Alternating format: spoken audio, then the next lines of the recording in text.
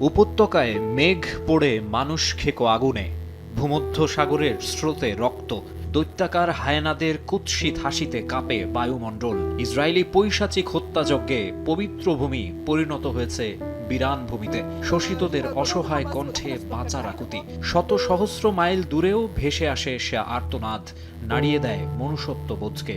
সেজন্যই ইসরায়েলি বর্বরতার প্রতিবাদে strike for Gaza কর্মসূচিতে মানুষের ঢল। সচেতন ক্রীড়াবিদরাও একাত্মতা জানিয়েছেন এই মুভমেন্টের সঙ্গে। আগামী 12 এপ্রিল শনিবার বিকেল 3টায় শাহবাগ থেকে মানিক মিয়া অ্যাভিনিউ অভিমুখে মার্চ ফর গাজা শিরোনামে একটি কর্মসূচি আয়োজিত হতে যাচ্ছে।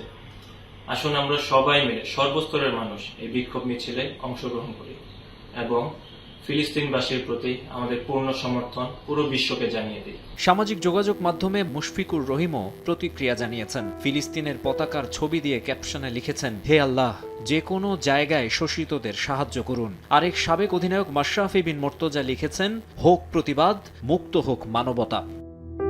ফিলিস্তিনের ভয়াবহতার বেশ কিছু ছবি কোলাজ করে অফিসিয়াল ফেসবুক পেজের কভার ফটো দিয়েছেন নাহিদ রানা। ধর্মভীরু রিশাদ হোসেন সাহায্য চেয়েছেন সৃষ্টিকর্তার কাছে। পবিত্র কোরআনের সূরা আল মায়েদার কিছু অংশ উল্লেখ করেছেন শরীফুল ইসলাম।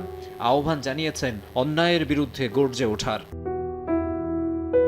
ক্রিকেটারদের পাশাপাশি সোশ্যাল মিডিয়ায় লেখালেখি করছেন অন্য ডিসিপ্লিনের অ্যাথলিটরাও। বেশিরভাগ ক্রীড়াবিদ ইদানিং ভয়েস রেইজ করলেও বরাবরই সোচ্চার হামজা দেওয়ান চৌধুরী। বাংলাদেশের জার্সিতে অভিষেকের পর ইংল্যান্ডে ফিরে শেফিল্ড ইউনাইটেডে যোগ দিয়েছেন হামজা। ঈদও উদযাপন করেছেন ইংল্যান্ডে। ঈদের নামাজ আদায়ের সময় ফিলিস্তিনের পতাকা আঁকা ব্রেসলেট পরেছিলেন বাংলাদেশি ফুটবল তারকা।